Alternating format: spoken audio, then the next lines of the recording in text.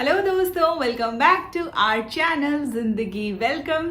स्वागत है आपका हमारे चैनल पे। आज की वीडियो का टॉपिक बहुत ही ज़्यादा इम्पॉर्टेंट है। कुछ पेरेंट्स इस चीज़ को थोड़ा ओवररेटेड कर देते हैं और कुछ पेरेंट्स बिल्कुल ही अंडररेट करते हैं इस चीज़ को, जो कि है टीदिंग। यस, टीदिंग एक बहुत ही इंपॉर्टेंट प्रोसेस है जो कि हर एक बच्चे की लाइफ में आता है। गाइस, जो ये टीदिंग का फेज होता है, यानी कि जो छोटे बच्चों के जो पहले दांत आते हैं उसे टीदिंग बोलते हैं। और वो ये फेज ना काफी लंबा फेज है। स्टार्ट होता है अराउंड 3 to 4 मंथ्स के एज से और चलता है 36 मंथ्स यानी कि 3 साल की एज तक। बच्चे टू बच्चे थोड़ा सा वेरी करता है। मोस्टली सब न्यू मॉम्स को ये फेज काफी बॉदर करता है। कुछ बच्चों का होता है जिनका आसानी से निकल जाते हैं दांत, लेकिन कुछ बच्चों के लिए काफी दिक्कतें आती हैं। आई कैन अंडरस्टैंड, क्योंकि मैं एक न्यू मॉम होने के साथ साथ एक डेंटिस्ट भी हूँ, तो मैंने सोचा कि इस टॉपिक को कवर करना मेरी जिम्मेदारी भी बनती है। मैं इसमें थोड़ा बहुत मेरा एक्सपीरियंस भी मेरे बेबी के साथ जो रहा है टीदिंग फेज का वो शेयर करूंगी। अभी भी उसका फेज वो चल रहा है, वो अभी 9 मंथ्स का है। स्टार्टिंग का जो फेज होता है ना, एक्चुअली मोस्टली बच्चों के लिए वही ज्यादा मुश्किल वाला होता है। तो आज की जो वीडियो है ये मैंने 2 पार्ट्स में डिवाइड की हुई है। पहला पार्ट में आपको साइंस एंड सिम्टम्स जो होते हैं टीदिंग से रिलेटेड, मैं उसके बारे में बात करूंगी। और जो सेकेंड हाफ है उसमें मैं बहुत ही सिंपल होम रेमेडीज के बारे में बात करूंगी, तो आप अपने बच्चे की टीदिंग फेस में आसानी से यूज कर सकते हैं एंड वो काफी काम आती है, जो मैंने खुद भी यूज की है। मैं अपना एक्सपीरियंस भी आपके साथ शेयर कर रही हूँ। Okay, so quickly let's start the video. पहले बात करते हैं science and symptoms of teething. कुछ पेरेंट्स इसमें थोड़े कंफ्यूज हो जाते हैं। का जो चिड़चिड़ापन क्राई है, कुछ पेरेंट्स इतना टीदिंग फेस को ओवररेट कर देते हैं कि वो हर चीज टीदिंग से रिलेट कर देते हैं। अगर बच्चा किसी और बात के लिए भी रो रहा है या चिड़चिड़ है या उसे कुछ और दिक्कत भी है, तो वो सोचने की बजाय सीधा ही माइंड में ये सोच लेते हैं कि इसे टीदिंग हो रही है इसीलिए ये ऐसा कर रहा है, और वो उसका कोई सोल्यूशन तो ढूंढ नहीं पाते हैं। तो बस बच्चा चिड़चिड़पन में ही काफी टाइम निकालता रहता है। कुछ पेरेंट्स का टीदिंग फेस के ऊपर ध्यान ही नहीं जाता है, वो बाकी सब कुछ ट्राई करते रहते हैं, लेकिन वो ये सोच ही नहीं पाते हैं कि शायद इसका टीदिंग फेस चल रहा है और इसीलिए ये थोड़ा चिड़चिड़ है, इसीलिए ये सब चीजें हो रही हैं। उसका टीदिंग फेस स्टार्ट होता है तो वो कुछ कॉमन से साइन सबसे पहले दिखाने लगता है, जैसे कि सब कुछ उठा के उसे मुंह में लेना होता है। कुछ भी उसके आसपास आया, स्टार्टिंग होती है कपड़े से, जैसे कोई भी चद्दर हो गई, कंबल हो गया, कुछ भी उसके आसपास है वो सब मुंह में लेता है, और वो सबसे पहला साइन होता है टीदिंग का। The second is try to bite everything. जब उसके गम्स हार्ड होने लग जाते हैं दांतों की वजह से, तो तब वो हर चीज को बाइट करने लगता है। आपकी फिंगर स्पेशली अगर उसके हाथ में आएगी तो उसको तो पक्का ही बाइट करेगा, फिंगर्स को तो बिल्कुल ही नहीं छोड़ेगा। और आपको उसके टाइट गम्स फील भी होने लगते हैं फिंगर पे कि अब वो सॉफ्ट नहीं रहे हैं, अब आपको थोड़ी थोड़ी चुभन फील हो रही है फिंगर्स पे। तो मैंने ये वीडियो शेयर भी की थी एक शॉर्ट वीडियो में मेरे चैनल पे, जिसमें मेरा बेबी बाइट करने की कोशिश कर रहा है मेरी फिंगर को, और उस टाइम पे तो उसके दांत नहीं आए थे, तो उसको हम दे भी देते थे अपनी फिंगर बाइट करने के लिए कई बार।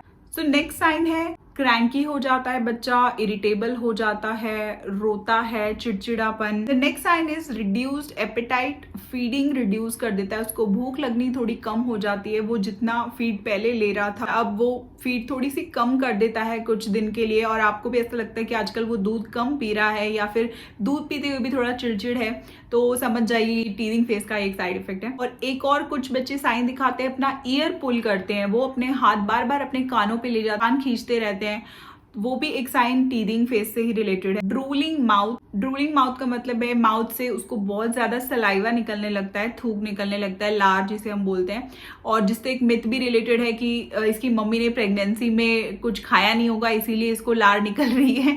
ऐसा कुछ नहीं है, एक्चुअली उसका टीदिंग फेस चल रहा है और ये बहुत बच्चों को होता है। ऐसा नहीं है लेकिन सारे बच्चों को ऐसा होगा, लेकिन कुछ बच्चों को थोड़ा कम होता है और कुछ बच्चों को थोड़ा ज्यादा, बट लार निकलती है जिसे हम ड्रूलिंग बोलते हैं। नेक्स्ट इज कुछ बच्चों को फीवर भी आ जाता है, कई बार थोड़ा बहुत फीवरिश बॉडी हो जाती है, और वो पेन की वजह से ही हो रही होती है क्योंकि उसे कंटिन्यूअस बच्चे को गम्स में इचिंग हो रही होती है, पेन भी हो रहा होता है। अगर आपका बेबी इस एज में है, इस फेज में है और उसको ऐसा फीवर हुआ है, तो इसका रीजन आप ये भी सोच सकते हैं कि टीदिंग फेज की वजह से उसे फीवर हुआ है। द नेक्स्ट इज काफी बच्चों को इस फेज में लूज मोशंस होते हैं। लूज मोशंस का टीदिंग फेज से डायरेक्ट कोई रिलेशन नहीं होता है, और डॉक्टर को पूछेंगे तो वो ये आपको यही बताएंगे कि लूज मोशन का इससे कोई डायरेक्ट रिलेशन नहीं है, लेकिन indirectly teething phase loose motion cause कर देता है बहुत बच्चों में। हर किसी में नहीं होता ऐसा, क्योंकि बच्चा हर कुछ मुंह में लेता है, ठीक है, सब जो भी चीजें उसके आसपास मिलती हैं, कुछ भी कपड़ा या कुछ भी सामान इधर उधर, तो वो सब कुछ अपने मुंह में लेता है, तो जिसकी वजह से बहुत सारे बैक्टीरिया उसके मुंह में चले जाते हैं, मुंह से इंटेस्टाइन में चले जाते हैं, और जिसकी वजह से उसे लूज मोशन हो जाते हैं। इनडायरेक्टली टीथिंग फेज में काफी बच्चों को ऐसा हो जाता है, बट हर किसी को नहीं होता है। बट फिर भी मैं आपको एक एडवाइस करूंगी, अगर आपके बच्चे को लूज मोशंस हो रहे हैं तो आप ये मत सोचिए टीथिंग चल रहा है इसीलिए हो रहे हैं और नॉर्मल है। अगर एक दिन से ज्यादा लूज मोशंस किसी भी बच्चे को चलते हैं तो डेफिनेटली आपको डॉक्टर के पास तुरंत कंसल्ट करना चाहिए। एक दिन आप वेट करके देख सकते हैं। तो चलिए, ये तो बात हो गई कि भाई वो ये सब चीजें दिखा रहा है, लेकिन आप उसके लिए क्या कर सकते हैं। डेफिनेटली आप लोग चाहेंगे कि कुछ होम रेमेडीज हमें पता हो, कुछ होम रेमेडीज ट्राई करके देखें जिससे कि बच्चे का उसी से ठीक हो जाए, उसी से उसको आराम आ जाए। पहली चीज बहुत ही इंपॉर्टेंट चीज है और जिसको आई थिंक काफी अंडररेटेड चीज है ये, जो काफी मदर्स ये चीज ट्राई ही नहीं करती हैं, and that is massage your babies gums with your finger, clean finger. Okay, और मैंने खुद मेरी बेबी पे ये चीज ट्राई की हुई है। अब मैं उस पर नहीं कर पाती हूँ क्योंकि अब उसके ऊपर के नीचे दांत आ चुके हैं, तो अब अगर मैं फिंगर उसके हाथ में दूंगी तो आप सोच सकते हैं क्या हाल होगा मेरी उंगली का। जब उसका कोई भी दांत नहीं आया था, इनफैक्ट जब उसके सिर्फ नीचे वाले दांत आए थे, ऊपर के नहीं आए थे, तब भी मैं ऊपर वाले गम्स पे अपनी फिंगर को क्लीन करती थी हमेशा। मतलब मैं दिन में कई बार ना हैंड वॉश करती ही रहती थी हमेशा ना, तो जिससे कि मुझे ये तसल्ली रहे कि मेरी फिंगर्स एकदम क्लीन है। साफ करके अपनी फिंगर को उसके गम्स पे मसाज करती थी। बच्चे को इससे काफी सूदिंग इफेक्ट मिलता है, काफी अच्छा लगता है, उसे बहुत आराम लगता है जब आप ऐसा करेंगे तो। अच्छा, इससे रिलेटेड भी एक मिथ है कि माँ को अपने बच्चे के मुंह में उंगली नहीं डालनी चाहिए, उससे बच्चे को टीथिंग प्रोसेस में और मुश्किल आती है।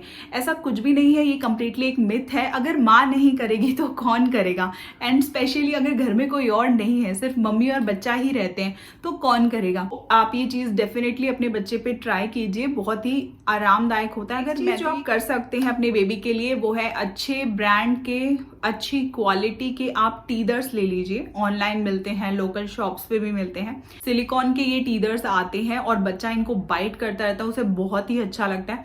मैंने मेरे बेबी के लिए टीदर्स ले लिए थे स्टार्टिंग में ही, और टीदर्स के डिफरेंट टाइप्स भी आते हैं। आप फिंगर शेप के टीदर्स भी ले सकते हैं, जो अगर आप अपनी फिंगर बच्चे को नहीं देना चाहते हैं तो आप ये टीदर्स दे दीजिए, और उससे बच्चे को ऐसा ही लगता है कि फिंगर ही वो चबा रहा है, उसको काफी अच्छा फील होता है इन सबसे। तो नेक्स्ट एक होम रेमेडी एक और आप ट्राई कर सकते हैं, वॉश्ड क्लीन क्लॉथ लीजिए। तो ये देखिए, इस तरह का ये बहुत ही सॉफ्ट वाला टॉवल का कपड़ा है। इस तरह के आप किसी भी कपड़े को फ्रिज में रख देंगे और वो ठंडा हो जाएगा, जब उसे आप दे दीजिए अपने बेबी को बाइट करने के लिए। ये बच्चों को बहुत ही कूलिंग इफेक्ट देता है गम्स में, बहुत ही सूदिंग रहता है, तो ये आप डेफिनेटली ट्राई कर सकते हैं। एक और चीज आप इसी कपड़े से कर सकते हैं, आप खुद ही उस कपड़े को अपने फिंगर पे रैप कर सकते हैं, ठंडे कपड़े को, और उससे बच्चे के गम्स पे खुद मसाज कर लीजिए। अगर किसी बच्चे को टीथिंग फेज में ज्यादा ही परेशानी हो गई है, मतलब किसी को अल्सर्स या रैशेस वगैरह कुछ हो जाते हैं, तो डेंटिस्ट के पास जा सकते हैं। उस केस में डेंटिस्ट आपको पक्का कोई अल्सर जेल या ऐसा कुछ चीजें दे देते हैं, जिससे कि अल्सर वगैरह जो होता है वो ठीक हो जाता है। ये सब चीजें थोड़ा करेंगे, उसके साथ ट्राई करेंगे, तो वो काफी उसमें ही उसको आराम मिल जाएगा और उसका फेस काफी अच्छी तरीके से निकल जाएगा। एक और बात मैं आप लोगों के साथ शेयर करना चाहती हूँ, प्लीज ऐसा मत सोचिएगा कि टीथिंग से आराम दिलाने के लिए डॉक्टर कोई आपको दवाई दे देगा फटाफट से और वो बिल्कुल बच्चे को रोना नहीं आएगा, वो एकदम खुशी खुशी उसके दांत निकल जाएंगे। ऐसा नहीं होता है, ऐसी कोई मेडिकेशन नहीं है जिसको लेने से एकदम डॉक्टर आपको ये बोलेगा कि जाओ अब इसके दांत निकलने पे से कभी कोई तकलीफ नहीं होने वाली। ऐसा कुछ नहीं होता है, ऐसी कोई दवाई नहीं होती है। बस इसी तरह की कुछ चीजें होती हैं। कोई डॉक्टर्स आपको कैल्शियम वगैरह की टैबलेट्स प्रिस्क्राइब कर देते हैं। किसी बच्चे को उससे आराम मिलता भी होगा, लेकिन वो चीजें हर बच्चे पे असर नहीं करती हैं। आई होप मैंने टीथिंग से रिलेटेड आपके कुछ डाउट्स क्लियर किए होंगे और जो मैंने आपको होम रेमेडीज बताई हैं वो आपको कुछ हेल्पफुल लगे। चलिए वीडियो को यहीं एंड करते हैं। वीडियो अच्छी लगी हो तो लाइक कीजिएगा, और चैनल सब्सक्राइब नहीं किया है और वीडियोस मेरी आपको यूजफुल लगती हो तो मेरा चैनल सब्सक्राइब कर लीजिए, नोटिफिकेशन आती रहेंगी। तो चलिए मिलते हैं आपसे नेक्स्ट वीडियो में, तब तक के लिए take care guys and happy parenting.